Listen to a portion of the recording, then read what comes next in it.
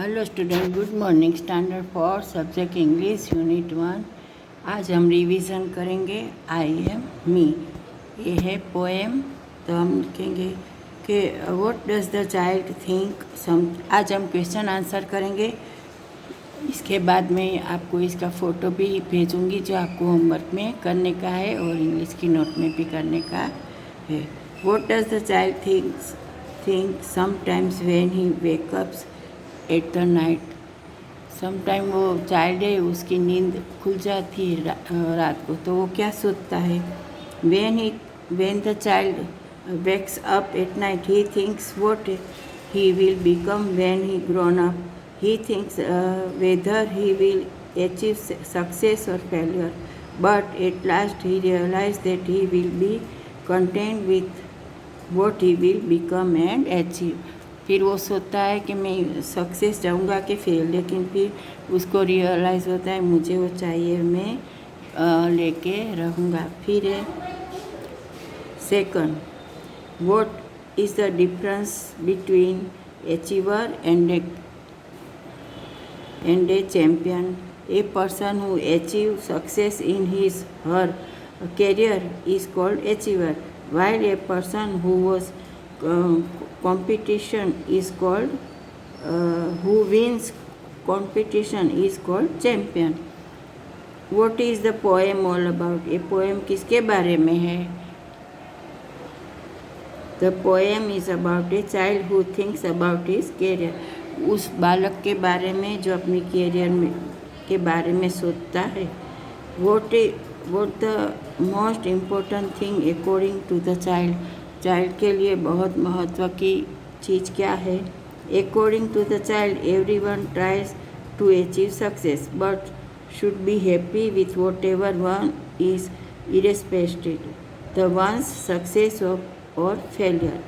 According to you, what is more important, winning or taking part in game?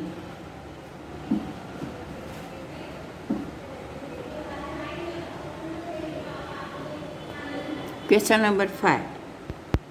According to you, what more important, winning or taking? आपके हिसाब से किसका महत्व है, game में part लेना कि गेम जीतना? Taking part in a game is more important because the who takes part in game learn a lot about the games, and one day she wins more games than she lost.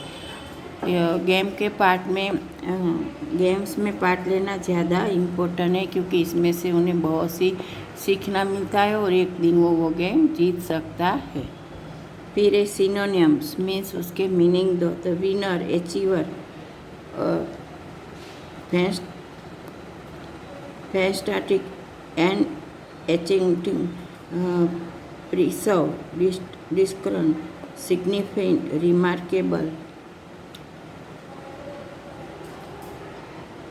activity. What is the undaringly idea of poem? Write in your words.